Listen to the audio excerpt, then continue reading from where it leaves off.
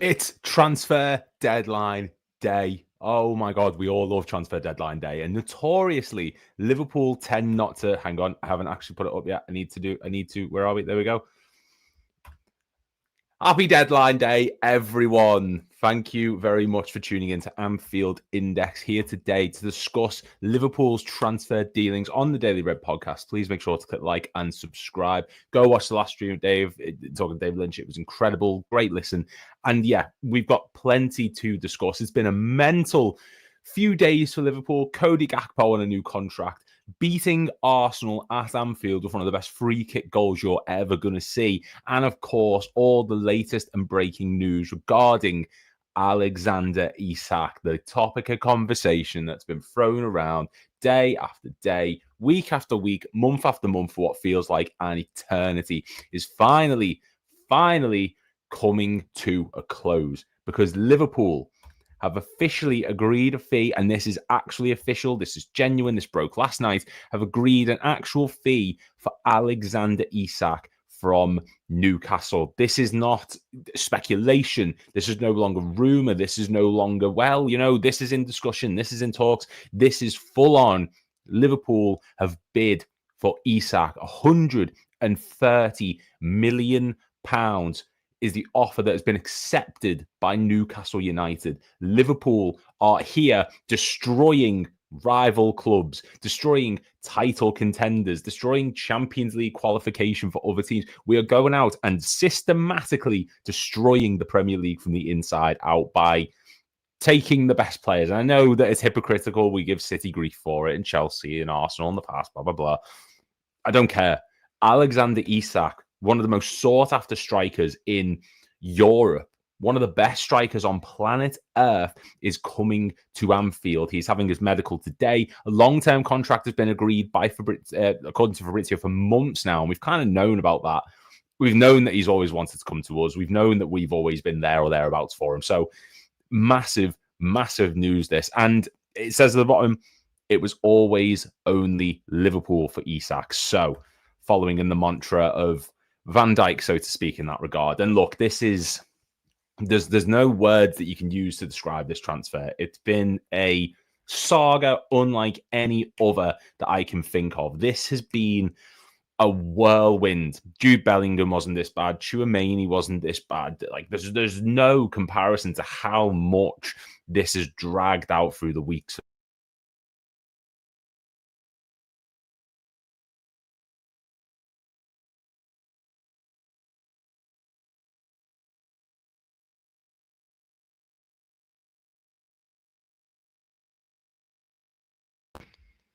You know what? My mic recently has been an author piece.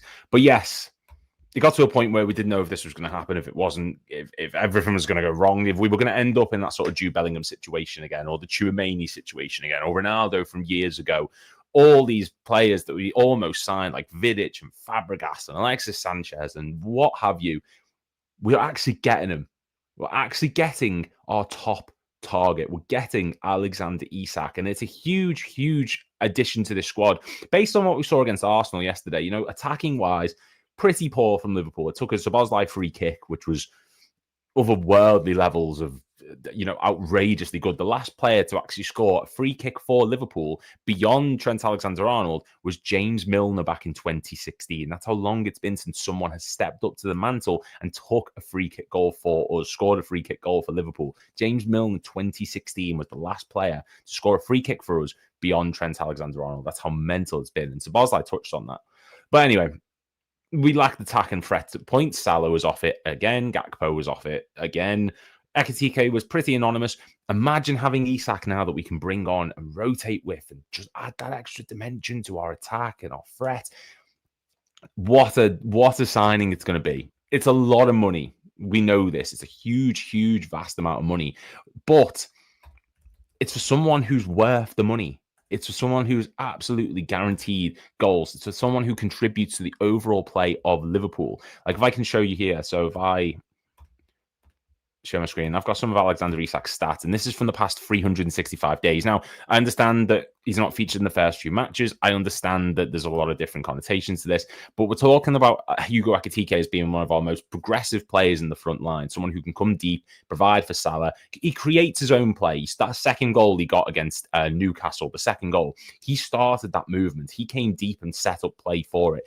Alexander Isak is that type of player. You can see here, his pass completion rate is in the top 17% of strikers across Europe. He's also has progressive passes, top 11%, progressive carries, top 9%, successful take-ons, top 10%, progressive passes received, 7.09 a match. He's one of the best players to be creating, but also being on the end of things, and that's what Liverpool needed yesterday. Ekitike was dropping deep, brilliant, but because there was no space to work with, he didn't get any balls into him that could have really affected and changed the game, bar Florian Wirtz's offside one. So there are positives and negatives to take. Bringing in an Alexander Isak, who's going to give you that extra dimension of deep line playmaking attacker, false nine, so to speak, who can also get on the end of things, is going to be massive for us. And as a statement signing, you've got Arsenal signing Hincapié, Eze, great signings. Gyökeres, jury's out. This is us going to a team who are competing for Champions League football, who beat us in the Carabao Cup last season, who were a threat, who were a dangerous team. We saw that last week, a week ago today, actually. And we've gone to them and said, we'll take your best player. We'll have your best player. And when's the last time Liverpool in the Premier League have gone to one of their rivals and said, we'll take him, your best player. We will take your best player from you. There's so few examples of us doing that. We either go to other leagues or we go for lesser players, or, this is a monumental. Southampton, Van Dijk was a massive one, of course, but they're not title rivals. They weren't teams that are competing for top four and can cause issues. This is a massive, massive statement from us that we are determined to really go for this league, and rightfully so, because we shouldn't be resting on it. We saw that yesterday. That first half was woeful, but we showed that we can compete with anyone and still get a result. Let me know what you're thinking in the comments, though. Are you surprised? Because I can see comments about Mark Guehi, who we'll touch on shortly. I'll go through all the comments, so if you get anything in, I'll make sure to read them out. There's some emotional damage happening to rival fans, and I love it. That's a dark way of viewing it, but fine by me. I think I said here yesterday about Sorbo being a better defender than Bradley. 1v1 and blocking crosses was immense yesterday. Love his passing as well. Dominic Szoboszlai was top class yesterday against Arsenal. And I was of the ilk that Bradley was going to come back in. Bradley was going to be the new right back for Liverpool in this game. He's only just got back, really, but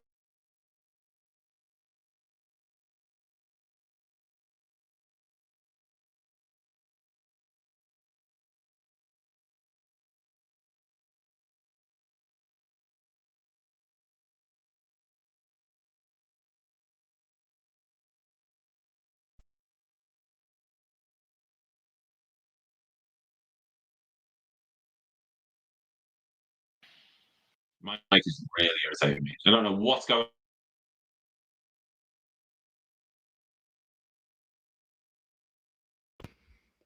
There we go. But yeah, I just think if you're Szoboszlai, you need to be someone who can contribute to the play. You need to be someone who can actually develop play and actually build it up, and not just be just a body to stick there. You can't just be someone who can put in the back line and go, you're filling a role. They need to be contributing. They need to be offering something. And he did exactly that. And thank you to whoever admin is back in. It's my mic. I don't know what's up with it. It's fine, and it just randomly disconnects. And I'm not touching the cable. I'm not doing anything to the cable. I don't know why it's deciding to do it. It's decided that Lou's on, so Lou's gonna, we're gonna sabotage it. But anyway, no, Szoboszlai was brilliant, and we needed that performance from him, and he showcased exactly why he's competitive for this team and why he could be on James Milner. If you need him as a defensive midfielder, he'll do it. If you need him attacking, he'll do it. If you need him right back, left back, he'll do it. We need those type of players. Every squad needs those versatile players. I've said that a million times. Endo is another example of someone who you've got in the team or that. Are you using a PlayStation mic? No, I've got a GX Trust. It's a proper decent mic. It's connected in, but for some reason it just keeps going to pot, and I don't know what it is. Don't know what's going on with it. It works fine. and then decides to just go, nope, off, like Arsenal's defence yesterday. So this is not my mic. This is not the one that I use. It's just literally, it's there, it's here, but I can't. This is the only headset I've got. Although I don't know why I need the headset. You know what? I'm going to turn it off, actually. There we go. But yeah, so plenty to discuss today. We'll go back to Alexander Isak, because that's obviously the big one that everyone's wanting to discuss. That's the big breaking news from Brizio. It broke last night quite late. It was around about midnight. I was on a different show with Judge Mo, and it broke then, and it kept us on till about 12:30. It was very late. You can tell Liverpool are trying to push this through because there's not a lot of time. There's not a lot of space now for Newcastle to wiggle with. And I did TikTok on it before, and I've said that Newcastle have cut off their nose despite their face, because they've dragged this out and dragged this out and dragged this out to the last day of the window, till deadline day, and they're still not getting the 150 million that they wanted. So they're getting the exact same amount of money that we've been offering them for a long time, and then they've got minimal time to invest this money. I know Visa's meant to be coming in today, and we'll touch on other teams' deadline day dealings shortly. I know Visa's meant to be coming in. I know they've just signed Wolf Made, but there's other areas of that team that need improving. Midfield needs more depth. Defense needs more depth. They've dragged this on till the last moment, and now they can feel the repercussions of it. There's, you know, they've done it to themselves. What's the deal with Guehi? So as of the moment, there's nothing particularly concrete, so to speak. There was a report put out by Ben Jacobs last night saying Liverpool are now confident of finalising a deal for Mark Guehi. An agreement is expected to happen, but it's a race against time. Medical will take place in London should a transfer get done. And race against time is right, because the window shuts in just over 6 hours. That's not a lot of time to get a lot of things done, so we really do need to move on that one. But yeah, great to finally get movement on Isak. He'll be confirmed, I assume, today or tomorrow. Yeah, Isak was a done deal 2 months ago, lad, when the player went public, praised the one. Look, we've known about this for ages. It's been Newcastle dragging their feet about it. They're the ones who have been saying, no, we want 150 million. How are we? And now they're getting 130 million. Deal with it, because that's just, you've done this to yourselves. If you get money, if you become this big financial benefactor of a Premier League club, it doesn't make you a big club. Winning a Carabao Cup does not make you automatically a big club. If a player doesn't want to be there, you've got to move them on. That's your responsibility as a club to say, right, okay, off you go. If you don't want to be here, if you don't understand what it means to play for this club, off you pop. We did that. We've done it several times. We had players who rioted. Torres, Mascherano, Patrick Berger, Stan Collymore, Luis Suarez, Coutinho, Sterling. So many players have gone on to their own accord and said, right, I want gone. I'm not doing this. I'm not playing. I'm not training, what have you. They have the responsibility to get Isak out, and that's exactly what they're doing for £130 million. And yes, I will put the Mark Guehi one up now, because that's the one that people are touching on.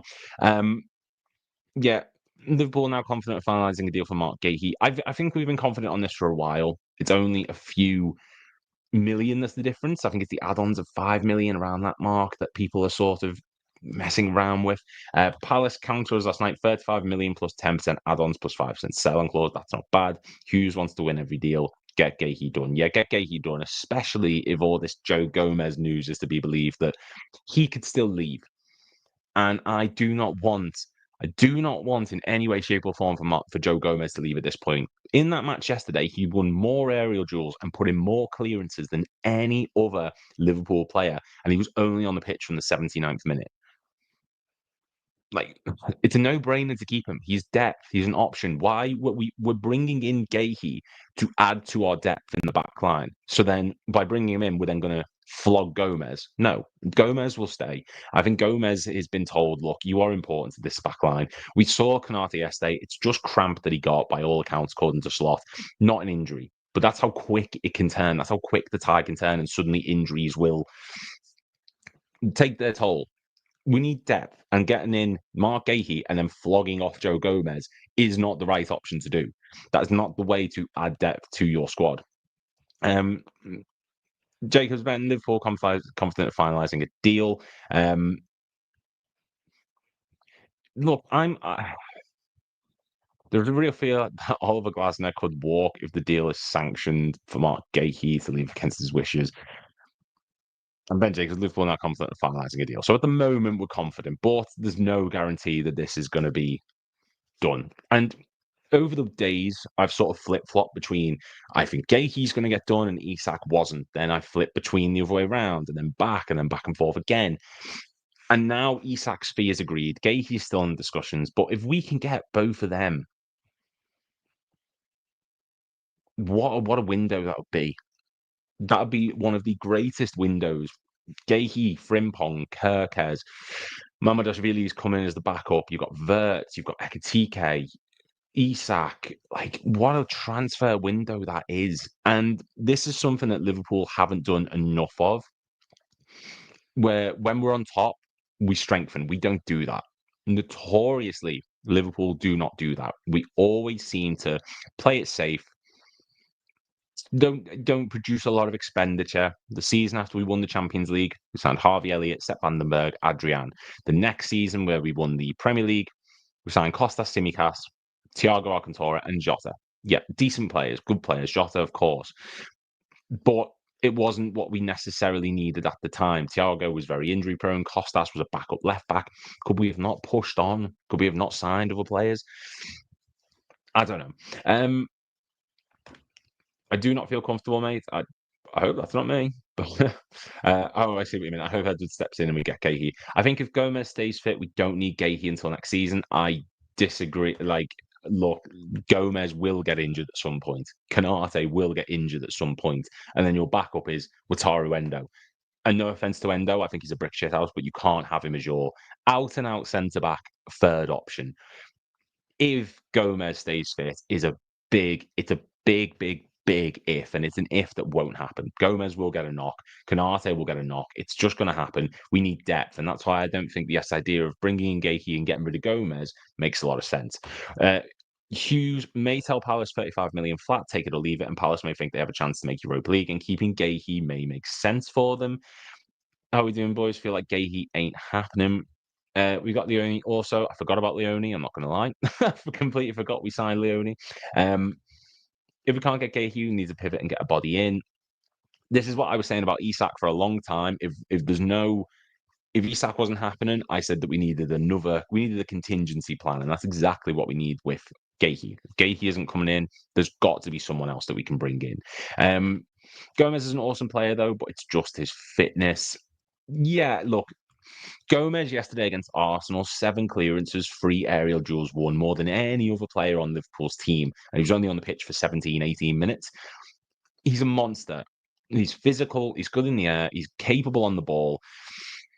It's just the fitness. And the thing with Gomez is he doesn't get injured and suffer little knocks and niggles. He gets injured and suffers long-term ACL injuries or tibia problems or like things that will keep you out for months. And that's worse. That's worse than having someone who gets the occasional knock. Like, we've got to be ruthless. And Gomez is here to make up the numbers at the moment. And he's a decent option to bring off the bench if you need him to at a push. But being ruthless, he will not be here going into next season. I'm amazed that he's actually still here now. And Quants is the one that left because I was going to do it the other way around personally. But that is what it is. Are we expecting an extra attacker or surprise transfer? No. I know Morgan Rogers were getting touted around, but I think that it's going to be Isak and Guehi, and then that's it. There will be no Morgan Rogers, no Rodrigo, no Barcola, none of this. If it does, I'll eat my hat, but I just do not see it happening. If Elliott goes to Villa on loan, we have to be buying Rogers. Yeah, look, we getting rid of Harvey Elliott now is a big call, and I don't see a world really where that particularly happens because we saw yesterday when Wirtz came off the pitch, the only somewhat attacking option was there was no one. We had Chiesa had to come into the front line, Endo had to come on for Florian Wirtz, which completely changed the way in which we play. I don't know, but there is, of course, this report from David Ornstein regarding Harvey Elliott's future, and it is Aston Villa are closing in on deadline day deal to sign Harvey Elliott in Liverpool before the transfer window closes. They're advancing in talks over a season-long loan with a buy obligation seeking 35 million plus for the 22-year-old forward. Now, it's a big look. Someone saying Paul Joyce. I'm going to see if that's anything. Aston Villa moving on loan for Harvey Elliott with obligation to buy. Guehi Medical on 35 million Palace deal in London. Optimism of it. Let me share this. There's so much stuff. This is the thing because it's deadline day. Trying to keep up with everything is mental. So please make sure that you get involved in the comments and let me know like anything that breaks, and I'll be able to actually jump on and get involved with it. But yeah, this is the one that came out from Paul Joyce. Aston Villa moving on loan deal for Harvey Elliott with obligation to buy for around 35 million. The Guehi Medical, 35 million. Liverpool Palace deal would take place in London. There's optimism on it. Now, there's a big issue with me in terms of getting rid of Elliott without an option to come in, because I think when Wirtz went off, Endo had come on. He's a very, very different player, and we lack any kind of other attacking midfielder beyond Szoboszlai. So unless the option is Szoboszlai is going to be the backup to Wirtz who can come on, it doesn't make much sense to me. It doesn't make a lot of sense to me. And I think keeping Elliott to really, he's too good to be a backup. He's too good to sort of. He's too good to be a backup, and he should be sold. But I just think at this late point, he should be sticking around unless there's another player coming in to replace him, because we already lack that kind of attacking midfielder. And yeah, I don't know. Elliott goes, we get Rodgers. Why would we loan him? Well, to loan with an obligation to buy. So I think it's cut the wage bill for half a season. Like Villa don't want to pay the full amount. Do it on loan. 50-50 paying wages, and then he goes to Villa for the obligation to buy, because he won't come back. This is him essentially being sold for good. It's just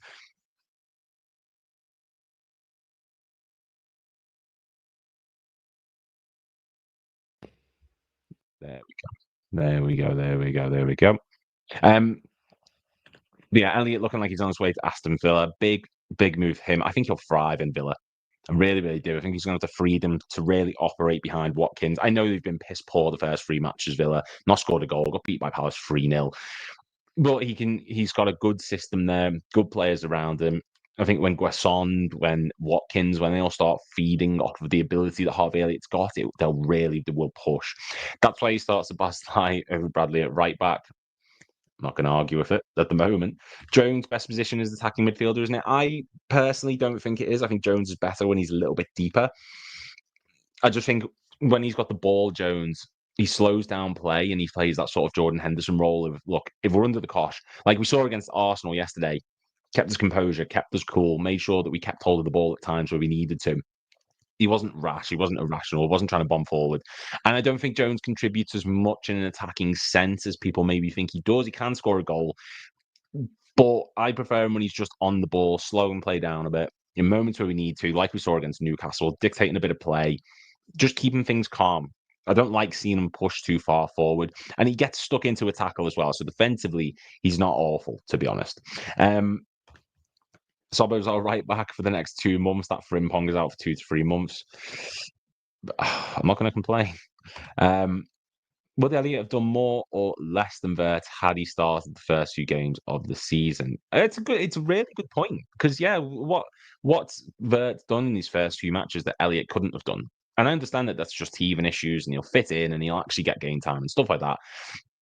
But Elliott is just he just doesn't feel like a slot player, and he's not. I think if this was a Jurgen Klopp team, Elliott would be starting week in, week out. I'm convinced that he would have been. He's one of Klopp's dream players.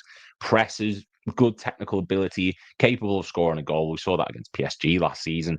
He's a great player, Elliott, and he's got a World Cup to look forward to. And I'm so annoyed that the likes of Marcus Rashford and Jordan Henderson are making the England squad, but Harvey Elliott can't. And you can't say it's because of lack of game time. Henderson's hardly played. Rashford hasn't played. He's not registered. So I don't understand where the logic is coming from. It needs to make sense to me, and it really, really doesn't. LC needs a winger and a CDM. Not extremely important, but we will get them. First 11 world beaters injury, the only issue that might bite our chances this season. We saw that yesterday. We saw that yesterday when Vert went off, when Canate went off. How quickly things can start to turn. Do you support LFC? Look at our squad.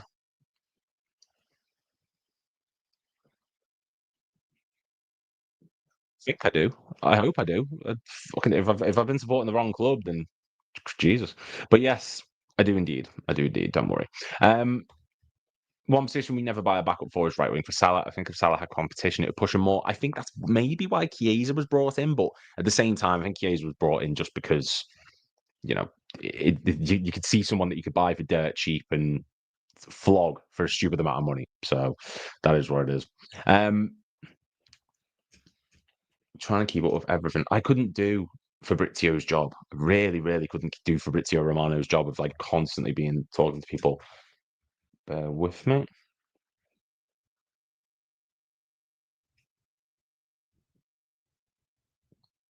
Apologise.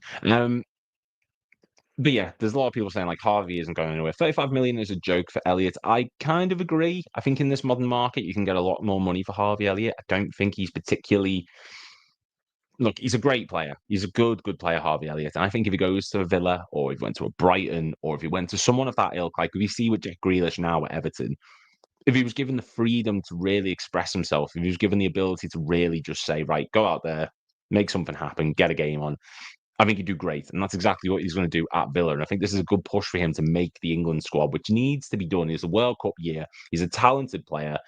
It makes sense to me to be going there.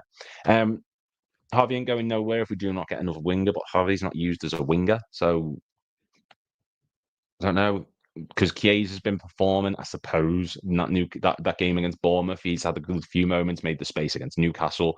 You've got Rio, who wants his path to the first team. I don't know because I think Elliott's sort of he's been viewed as the rotation in midfield, and I think if we were to sell now that we've brought in Verts, and we've not lost any other midfielders, Elliott's sort of like a like for like swap kind of thing in terms of numbers, but I don't know. I don't particularly want to see Elliot sold. It's a shame to see, but at the same time, mm, I think it needs doing for the sake of his career. It's something that he's like I say, he's too good to be a backup. He's far too good to just be sat on our bench waiting for minutes which aren't going to come. He does need to make the move, and I completely understand why he's wanting to make the move. And to go to Villa as well, I understand that they've been poor. I get that in his first few matches, but it's an Unai Emery Aston Villa who are in Europe. He's going to get plenty of minutes. 35 million, are they taking the 35 is too cheap. I completely agree with that sentiment. And I feel like the money is just being used to sign Guehi. And that's ridiculous. It should be a much higher price. Visa deal is a joke. 55 million, 10% add-ons, and 25% sell clause. Too much for that lad. If Visa's worth 55 million, Elliot's worth fucking more than 35. I'm just saying that now. That is a ridiculous price, and that's because Newcastle are in panic stations. They are they're in a proper scramble and scrap to try and get whoever they can through the door. We still have Badge Stitch also, don't we? Bit of a deeper player, but yeah, I can see that as well. It's another player in midfield that we've also got there. And James McConnell signed a new contract. He's on loan at Ajax, yes, but he will come back at some point, and I imagine he will have an impact in the team. If Guehi was 6'4", how much would he be worth? Uh, well, look, I think Guehi's worth more than the 35 million we're after for him, but his contract's running out, and that's played a big impact in it. That's played a big part. I need to get off this screen because I don't need to see my face. But yeah, look, it's been a crazy few days. Put Mark Guehi on because that's the one that most people are sort of open to discussing at the moment. I'm just looking on Sky to see if what all the breaking news is. Slim to no chance of Conor Gallagher leaving Atletico Madrid. Apparently, Crystal Palace were hoping to bring him to Selhurst Park, but that doesn't look like it's going to be happening, according. Vardy is undergoing a medical in Milan ahead of completing a move to Cremonese. Didn't see that, wouldn't have seen that coming in a million years. Spurs are in talk to sign PSG forward Kolo Muani. Sorry? Uh, let me just, I understand this is. Sorry, excuse me? Spurs are in talks to sign Kolo Muani from PSG. It's claimed that Spurs have almost agreed personal terms with the France international. Negotiations are reportedly ongoing with PSG over a loan deal, but the Champions League holders are insisting on an obligation to buy in the deal. 26-year-old spent the second half of last season on loan at Juventus, where he scored 10 goals in 22 matches across all competitions. Huh. It's, it's a good sign for Tottenham. They've done well in this window. I understand they had a slow start, but they've really, really picked up. How long does the average medical take? A couple hours. Some of them can take a few days. Some of them can take a few hours. It depends if there's anything that crops up, really. Perhaps keep all our main attack happy by having Hugo left, Salah right, Isak up top, and Gakpo and Cam in some games. Um, Hugo on the left makes sense because I do think he'll drift inside of Isak through the middle, and then you'll have Verts maybe drift out there. We've seen how effective he can be on the wing at points. Gakpo and Cam in some games, I'm not for. It didn't work under Klopp. I don't think it's a particularly good idea personally. I just think there's a better position for him, so to speak. Man United a good deal with Royal Antwerp for goalkeeper Sen Lemens. I'm not even going to attempt to pronounce that one. 18.2 million. Basically, they've panicked and thought Onana's crap, so we've really got to get someone through the door. And I would too. Not a chance would I be keeping Onana around if he was my main goalkeeper. Guehi's future hanging in the balance. Mark Guehi's future hangs in the balance heading into the final hours of the window. One source has told Sky that 50-50 whether the defender moves to Liverpool or not. The club are currently tying up deals to bring in other defenders. However, signing the pair does not mean that Guehi will definitely depart today.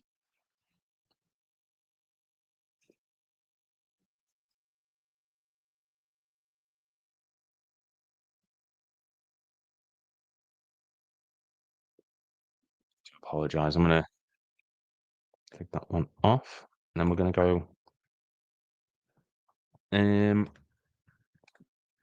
The Newcastle fans were complaining what Isak was doing, yet said nothing about Wisa doing the same. The hypocrites. Look, you know, it,